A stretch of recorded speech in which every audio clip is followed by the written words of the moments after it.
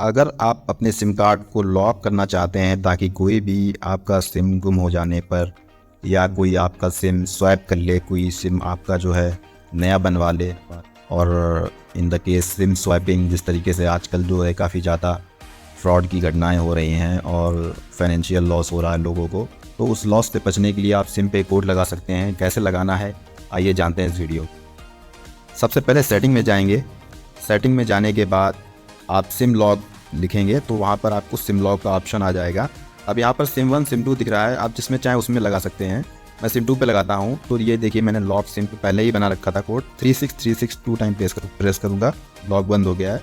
अभी ये लॉक फिर से लग गया है। इस तरीके से आप लॉक लगा सकते हैं। मान लीजिए बाई चांस अगर भूल गए हैं तो आप लॉक को चेंज करना चाहते हैं, सिम लॉक को आप बदलना चाहते हैं, जैसे मान लीजिए 3636 मैं चाहता हूँ कि वो मुझे बदलना है, चेंज सिम पिन जहाँ पर लिखा हुआ है यहाँ पर ओके करेंगे और फर्स्ट टाइम वो कोड डालेंगे जो आपने पहले बनाया था, यानी कि 3636 जो मेरा कोड था मैं फर्स्ट टाइम वो डालूंगा। एंड देन इसके बाद जो नया कोड बनाना चाहता हूँ मैं वो डालूंगा। जैसे कि मैं टाइप करता हूँ 2580, तो रीटाइप करो, दोबारा करो 2580। जब आप 2 बार इसको रीटाइप करेंगे तो ये आपका नया कोड बन जाएगा। लेकिन हमेशा याद रखिए कि फर्स्ट टाइम जब आप कोड चेंज करेंगे तो फर्स्ट टाइम आपको वो कोड डालना पड़ेगा जो आपने, यानी कि 3636 जो मैंने पहले बनाया था कोड वो पहले डालना पड़ेगा, तब चेंज करूँगा। और चेंज करने के बाद 2 बार जो है उसको, जो भी नया कोड है उसको 2 टाइम्स जो है मुझे इंटर करना पड़ेगा, तो मेरा सिम का पिन जो है वो चेंज हो सकता है।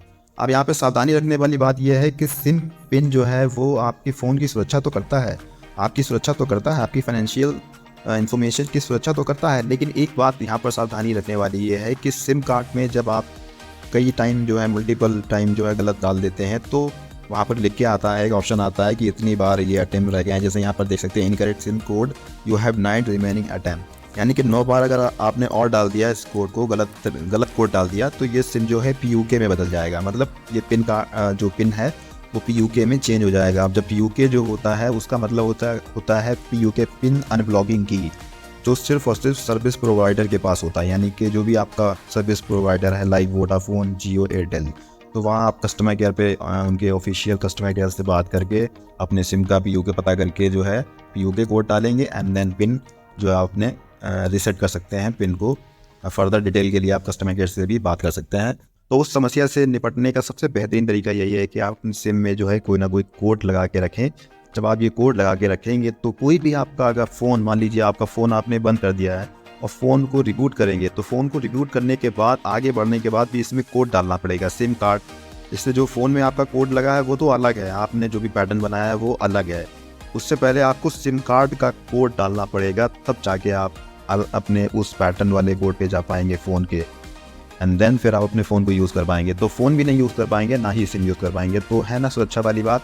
तो एक्स्ट्रा सुरक्षा वाली बात जो है मैंने आपको, उम्मीद है ये वीडियो आपको बहुत अच्छा लगेगा और ये इन्फॉर्मेशन अपने दोस्तों तक पहुंचाएं ताकि और भी लोग सावधान हो और हैकर्स, स्कैमर्स से जो है हम आसानी से कुछ ऐसे आसान तरीक़ों से स्टेप्स उठाकर जो है अपनी सुरक्षा के लिए, जिससे हम अपनी सुरक्षा को बढ़ा सकते हैं और स्कैमर और हैकर से बच सकते हैं और किसी भी फाइनेंशियल लॉस या डाटा सिक्योरिटी वाले लॉस से हम बच सकते हैं।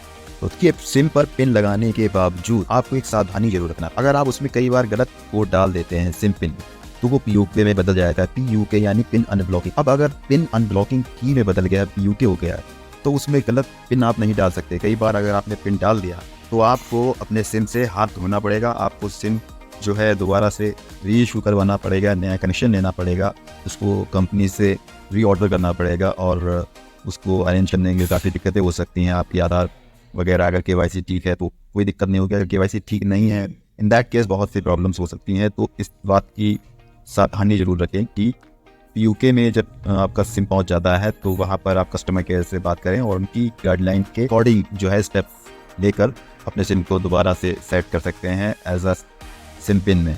तो PUK अगर हो जाता है आपका सिम तो इस बात पर बहुत ही सावधान रहिएगा कि आपका सिम खराब होने के पूरे चांसेस होते हैं।